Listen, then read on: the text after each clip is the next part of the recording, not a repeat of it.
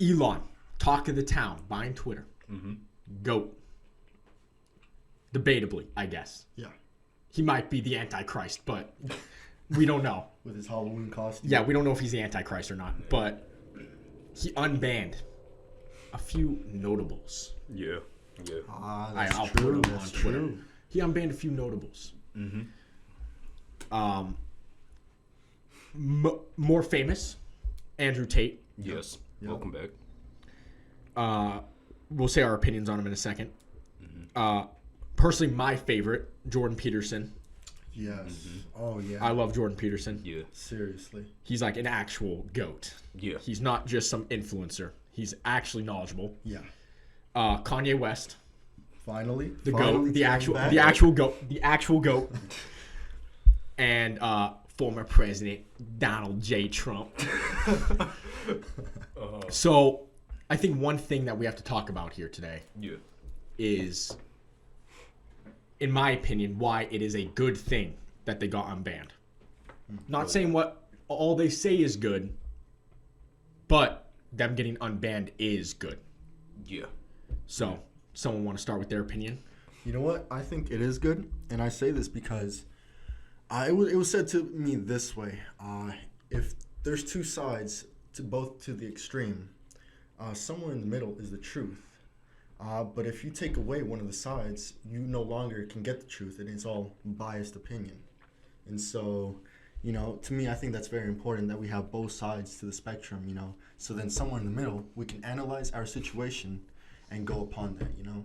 Yeah. I think it's very important to have these guys at least be able to say what they think on any social media platform. Yeah. Yeah. Yeah. I mean, I think it's good, honestly, typically just because of the fact that when they got banned and stuff like that, it's pretty much shutting down in like a whole side of like thinking or whatever, or what you may believe, whatever.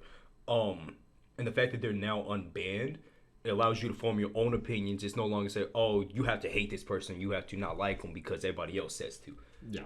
Form your own opinion about 100%, people. yeah. That's like, for example, meeting somebody in real life and stuff like that. Don't form an opinion based off of what you heard about them.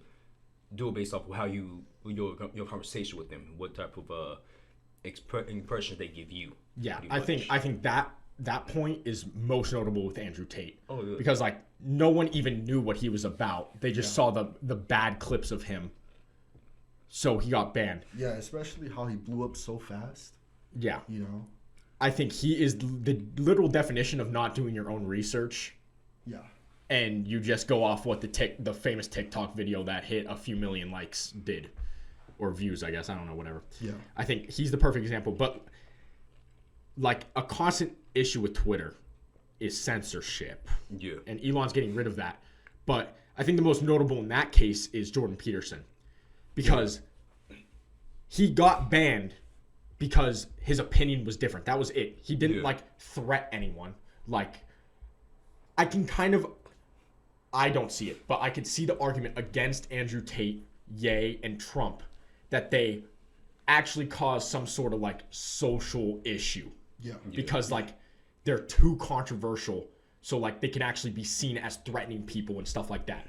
Jordan Peterson straight up wasn't. He got banned because he has a different opinion. Oh yeah. So that just shows that Twitter was extremely biased. Because the other three, you can kind of make the argument that they were actually causing issues.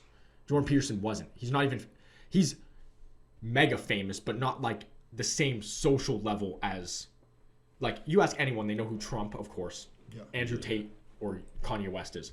But I would say less than 50% of the people you ask know who Jordan Peterson is. Seriously. They literally banned him just because he was saying a more right-wing leaning opinion than left, which is insane.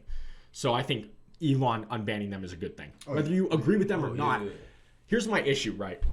I'm talking a lot, sorry. No. My issue is that people would rather, for some ungodly reason, mostly left, would rather a world where they only see their own opinion rather than giving everyone free speech. I don't care if the majority is left-leaning, right? I don't care. I think we are still majority left-leaning. I'd rather them have a space to give an opinion than me just I don't even want to see it. Ban that. Yeah. I don't want it. I think whoever you are, if you don't want free speech, you're weird. Yeah. And honestly, I think that is how you stop growing as a society, is the second you start shutting down any thought that conflicts or is the opposite of your own. Mm-hmm. Yeah.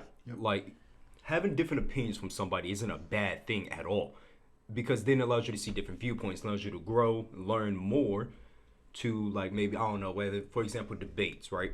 A lot of people don't know how to debate. Debates are basically, okay, you have a different thought, a different opinion than me. Okay, let me hear what you have to say. Take in your knowledge, take in what you said, and rebuttal with it. Most people don't do that. You know whose fault that is? Presidential candidates. Because they go on live TV and then can't debate. Yeah. And they just scream at each other, call each other racist or stupid. Yeah. And you don't actually do anything. Yeah. So it's actually the presidential candidates, both sides' fault that people don't know how to debate anymore or have a reasonable thought process. Yeah. Yeah, it's all driven off of emotions and stuff at this point. Yeah. Like, Which is, oh, you made me mad, so forget you now. yeah, it's also, people hate working. Like, or like, not, I don't mean that in a sense where you go to work. I'm saying like on themselves as well. Oh, yeah.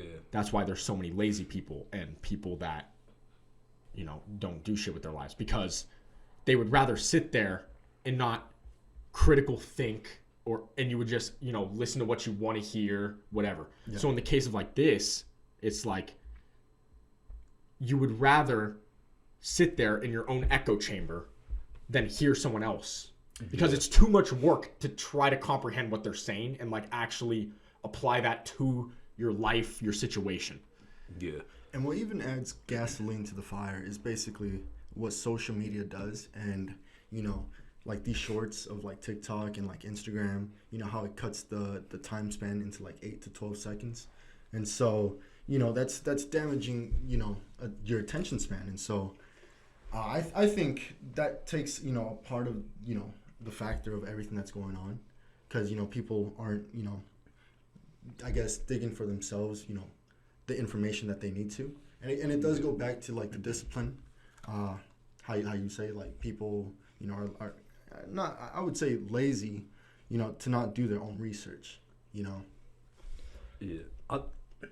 It's the definition of laziness at this point, because you can say the most outlandish thing you can possibly think of, whether that's about abortion, which is the big topic in the world right now, and have no context about it. You can be making a joke, or you can just be saying giving an example or whatever, something.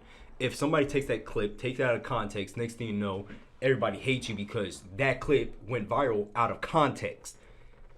Yeah. Honestly, context matters, and for whatever reason, nobody, like you said, is being lazy and not wanting to even think or research things for yourself at this point. Because if you put it in context that, okay, this person was just giving an example of the way maybe somebody else might be thinking. Yeah.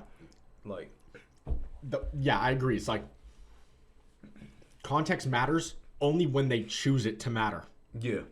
Yeah. Certain people, they'll give context. Yeah. Other people, not context. Yeah. It's because it pushes the agenda.